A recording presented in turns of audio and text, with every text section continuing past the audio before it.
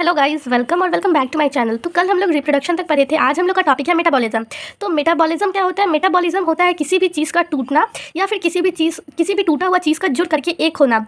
तो जैसे जो चीज़ टूटा तो उस प्रोसेस को हम लोग बायो के टर्म्स में कैटाबॉलिज्म कहते हैं, और अगर कुछ ऐसे टुकड़े मिलकर एक हुए तो उसको हम लोग एनाबॉलिज्म कहते हैं। तो मेटाबॉलिज्म क्या हुआ? हम लोग क्या कह सकते हैं? Anabolism plus catabolism. तो अगर हम लोग से पूछेगा इसका डेफिनेशन तो हम लोग कह सकते हैं कि जितना भी केमिकल रिएक्शन हो रहा है किसी भी लिविंग ऑर्गेनिज्म में, केमिकल रिएक्शन क्या होता है? किसी भी चीज़ का बनना या फिर किसी भी चीज़ का टूटना, उसको हम केमिकल रिएक्शन कहते हैं। तो sum of total of all chemical reaction occurring simultaneously in living organism, उस प्रोसेस को हम क्या कहेंगे? मेटाबॉलिज्म। ये तो हो गया ह्यूमंस का बात, कि लिविंग थिंग्स का बात, कि लिविंग थिंग्स में जितने भी केमिकल रिएक्शंस हो रहे हैं उन सबको हम लोग मेटाबॉलिज्म कहेंगे। फिर उस किसी भी जो भी अगर कोई नॉन लिविंग थिंग है तो उसमें हम लोग मेटाबॉलिज्म हम लोग को देखने के लिए नहीं मिलता है, ये सिर्फ और सिर्फ लिविंग में पाया जाता है। और ये जो है डिफाइनिंग फीचर है। क्यों? क्योंकि मेटाबॉलिज्म जो है वो हर एक लिविंग ऑर्गेनिज्म में पाया जाता है और किसी भी नॉन लिविंग ऑर्गेनिज्म में नहीं पाया जाता है। इसलिए हम लोग मेटाबॉलिज्म को as a defining feature of living consider करेंगे। ठीक है। अब मेटाबॉलिक रिएक्शन जो है वो आउटसाइड द बॉडी भी हो सकता है, बॉडी के बाहर भी हो सकता है। इन विट्रो टेस्ट ट्यूब में जो कपल्स इनफर्टाइल रहते हैं वो लोग को अगर फर्टाइल करना है तो वो लोग पहले टेस्ट ट्यूब में यानी कि इन विट्रो मेटाबॉलिक रिएक्शन करते हैं, फिर उसके बाद फीटस को फीमेल के यूट्रस में डाला जाता है। तो ये हो गया। या फिर इन सेल में तो होता ही है, ये सब लोग जानते हैं। तो फिर अब इसमें आगे दिया है कि तो इससे हम लोग क्या समझे कि मेटाबॉलिज्म जो है वो डिफाइनिंग फीचर है हर एक लिविंग ऑर्गेनिज्म का, लेकिन इसका एक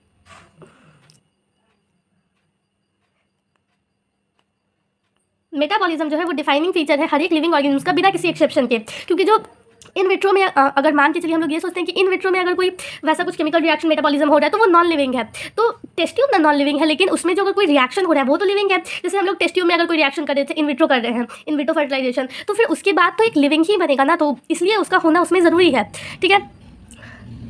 An isolated metabolic reaction outside the body of an organism performed in test tube is neither living और नॉन लिविंग। यानी कि अगर हम एक पर्टिकुलर मेटाबॉलिक रिएक्शन को बॉडी के बाहर निकालते हैं और फिर उसको टेस्ट ट्यूब में परफॉर्म करते हैं तो उसको हम लोग ना तो लिविंग कंसिडर करेंगे और ना ही नॉन लिविंग कंसिडर करेंगे। ठीक है। तो इससे हम लोग को क्या समझ में आया कि मेटाबॉलिज्म जो है वो डिफाइनिंग फीचर है किसी भी ऑर्गेनिज्म का। ठीक है।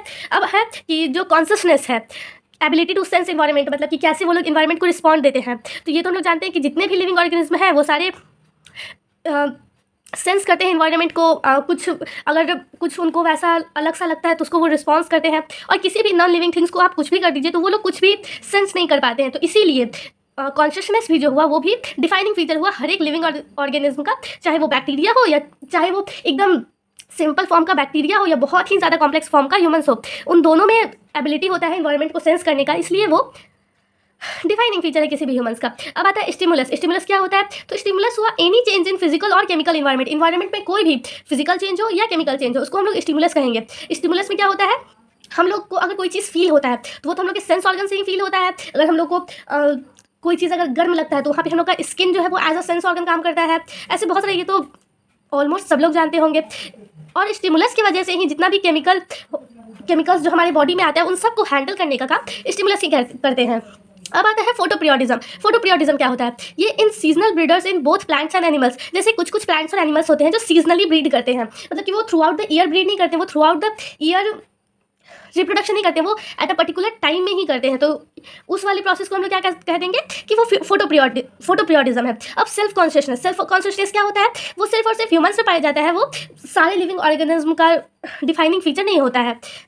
सेल्फ कॉन्शियसनेस सिर्फ और सिर्फ ह्यूमन्स में होता है। ठीक है। तो अब हम लोग एबिलिटी ऑफ सेंस ऑर्गन जान गए कि ये डिफाइनिंग फीचर है। तो ये जो है सबसे ऑब्वियस और टेक्निकली कॉम्प्लिकेटेड फीचर भी है लिविंग का, सेंस करना। अब देखिए इसका एक एक्सेप्शन केस ये है कि अगर कोई पर्सन कोमा में है, ठीक है, वो मशीन से सपोर्ट कर रहा है लेकिन उसका मेटाबॉलिज्म तो है बट वो सेल्फ कॉन्शियसनेस नहीं है। सेल्फ कॉन्शियसनेस क्यों नहीं है उसमें? क्योंकि उसका ब्रेन डेड है। तो इसलिए हम लोग उसको सेल्फ कॉन्शियसनेस में नहीं वो करेंगे, क्लासीफाई नहीं करेंगे। उसको हम लोग क्या कहेंगे कि मेटाबॉलिज्म है। तो वो मतलब कि इन्वायरमेंट को सेंस कर सकता है, ऐसा नहीं कि वो सेंस नहीं कर सकता, सेंस तो कर ही जाता है। कोमा में आप लोग बहुत जगह सुने होंगे कि अगर कोई व्यक्ति कोमा में है तो वो सारा बात सुनते रहता है, क्या हो रहा है नहीं हो रहा है। तो ये चीज़ है। ठीक है। अब है इमरजेंस। इमरजेंस क्या होता है? तो इमरजेंस हुआ properties of tissue not present in constituent cell but arise as a result of interaction among the constituent cell. मतलब कि वो एक प्रॉपर्टी का एक टिश्यू का प्रॉपर्टी हुआ जो कि सेल में नहीं प्रेजेंट होता है, जो कि एक ऐसे पर्टिकुलर सेल में नहीं प्रेजेंट होता है। कुछ सेल्स मिल करके टिश्यू बनाते हैं, तब जाकर के वो परफॉर्म करता है, तब जाके वो इंटरेक्ट करता है और तब जाके वो काम करता है। ठीक है। अब इसका दूसरा पॉइंट है properties of living organism are not present in molecular constituent of organelles. मतलब कि जो सेल ऑर्गेनेली का प्रॉपर्टी होता है वो किसी एक एटम पे डिपेंड नहीं करता है, किसी एक सेल पे नहीं डिपेंड करता है, वो सेल के ग्रुप्स पे यानी कि टिश्यू पे डिपेंड करता है। तो जैसे हम लोग जानते हैं कि बायोमॉलिक्यूल्स है वो जब इंटरेक्ट करता है सेल ऑर्गेनेलिस से, ठीक है, सेल ऑर्गेनेलिस के बाद वो किससे इंटरेक्ट करेगा, सेल से, सेल से करने के बाद टिश्यू से फाइनली किससे करेगा, ऑर्गन से, ठीक है, ये हो गया। अब है diversity in living organism. Living organism का डाइवर्सिटी इन लिविंग ऑर्गेनिज्म का क्या मतलब है कि कितने तरह के ऑर्गेनिज्म, या फिर हम लोग इसको दूसरे शब्दों में बायोडाइवर्सिटी भी कह सकते हैं, कितने टाइप के ऑर्गेनिज्म या बायोडाइवर्सिटी अर्थ पे प्रेजेंट है।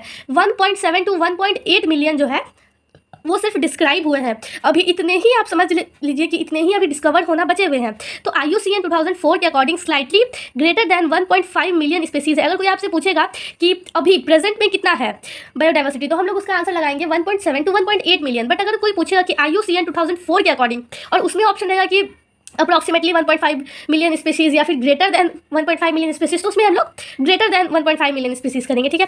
अब आता है कि क्लासिफिकेशन और टैक्सोनॉमी, इन दोनों का डिफरेंस, इन दोनों में क्या डिफरेंस होता है, ठीक है। तो क्लासिफिकेशन हुआ कि किसी भी चीज़ को हम लोग ग्रुप में क्लासीफाई कर दिए, जो कि ऐसे हमको ऊपर से कैरेक्टर देख के मिल रहा है, ठीक है। बट टैक्सोनॉमी जो होता है वो हर एक लिविंग ऑर्गेनिज्म को डिफरेंट टैक्सा के बेसिस पे करके और फिर उसको कैरेक्टराइज करने का। जैसे कि अब मान के चलिए हम क्लासीफाई करना है, तो अगर मान के चलिए कुछ बच्चे हैं जो 11th में पढ़ते हैं, तो हम लोग उनको ऐसे क्लासीफाई कर सकते हैं कि कुछ बच्चे बॉयज़ हो गए और कुछ गर्ल्स हो गई, ये हो गया। बट हाँ, ये तो हम लोग को देख के पता चला कि अच्छा कुछ बॉयज़ हैं तो वो हम लोग आंखों से देख सकते हैं, तो ये जो है ये कोई तरीका तो नहीं हुआ क्लासीफाई करने का। अब उसमें हो सकता है कि कुछ बच्चे जो है वो मैथ्स लिए हो, कुछ हो सकता है कि बायो लिए हो, कुछ सिर्फ बोर्ड्स का तैयारी करते हो, कुछ नीट का तैयारी करते हो, ऐसा हो सकता है। तो इसीलिए क्लासिफिकेशन जो है वो किसी भी चीज़ को क्लासीफाई करने का एकदम प्रॉपर सही तरीका नहीं हुआ। अगर फिर हम लोग टैक्सोनॉमी में अगर करना है तो हम लोग क्या करेंगे, पहले देंगे कि अच्छा क्लास 11th के बच्चे हैं, उसमें से पहले हम लोग ये छाटेंगे कि कौन से बच्चे किस चीज़ का तैयारी कर रहे हैं। तो कुछ होंगे कि जो IIT का तैयारी कर रहे होंगे, कुछ होंगे जो नीट का तैयारी कर रहे हैं, और कुछ होंगे जो सिर्फ बोर्ड्स का तैयारी कर रहे हैं। फिर बोर्ड्स में भी दोनों टाइप के बच्चे होंगे, कुछ मैथ्स के होंगे, कुछ बायो के होंगे। तो हम लोग उसमें से उन दोनों को क्लासीफाई करेंगे कि अच्छा मैथ्स के कौन है और बायो के कौन है। तो ये अगर फिर मान के चलिए हम लोग को उसमें क्लास लेना है या कुछ भी करना है, तो वो हमारे लिए ईजी होगा वहाँ जाकर के क्लास लेना या सारे बच्चों को पढ़ाना। बट ये गर्ल्स बॉयज़ के बेसिस पे कैरेक्टराइज कर दिए और मैथ्स की क्लास में जाके बायो पढ़ा रहे हैं, बायो की क्लास में जाके मैथ्स पढ़ा रहे हैं, तो ये तो कोई क्लासिफिकेशन का वो नहीं हुआ, मतलब प्रॉपर तरीका नहीं हुआ। तो टैक्सोनॉमी जो है वो बेसिकली ऐसे हुआ कि मतलब प्रॉपर वे हुआ किसी भी चीज़ को क्लासीफाई करने का, किसी भी चीज़ को कैरेक्टराइज करने का।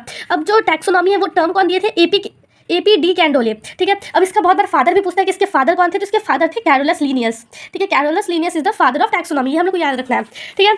अब जो मॉडर्न टैक्सोनॉमी है उसका बेसिस क्या था, तो उसके बेसिकली 5 बेसिस थे। पहला morphology, anatomy, cell structure, developmental process और इकोलॉजिकल इंपॉर्टेंस। मॉर्फोलॉजी मतलब एक्सटर्नल फीचर कि वो बाहर से कैसा दिख रहा है, एनाटॉमी मतलब इंटरनल फीचर कि वो अंदर से कैसा है, सेल स्ट्रक्चर मतलब कि उसके सेल का स्ट्रक्चर कैसा है, बाहर में सेल वॉल है या नहीं है, सेल मेम्ब्रेन है या फिर नहीं है, न्यूक्लियस के बाहर मेम्ब्रेन है या नहीं है। ये डेवलपमेंटल प्रोसेस की वो डेवलप कैसे कर रहे हैं, और इकोलॉजिकल इंपॉर्टेंस मतलब कि उसका इकोलॉजी में हमारे इन्वायरमेंट में क्या उसका इंपॉर्टेंस है, ठीक है।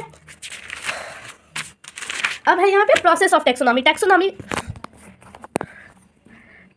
का प्रोसेस। तो टैक्सोनॉमी में बेसिकली 4 प्रोसेस होते हैं। पहले हम लोग उसको कैरेक्टराइज करेंगे, फिर आइडेंटिफाई करेंगे, फिर क्लासीफाई करेंगे, फिर नाम दे देंगे, ठीक है। तो इसमें हम लोग सबसे पहले, बाकी सब तो ईजी ही है, कुछ उतना समझना नहीं है, तो इसमें सबसे पहले पढ़ेंगे नॉमेनक्लेचर के बारे में कि नॉमेनक्लेचर क्या होता है। तो नॉमेनक्लेचर हुआ किसी भी चीज़ को नाम देना, ठीक है। तो उसमें पहला क्या आता है, लोकल नेम्स, जिससे कि किसी एक पर्टिकुलर प्लेस के लोग उसको एक ही चीज़ से बुला रहे हैं, ठीक है। लेकिन उससे बहुत ज़्यादा कन्फ्यूज़न भी होता है। जैसे हम लोग किसी भी चीज़ का एग्जांपल ले सकते हैं, हम लोग अपने डेली लाइफ में देखते हैं, जैसे मैंगो है तो हम लोग उसको आम कहते हैं।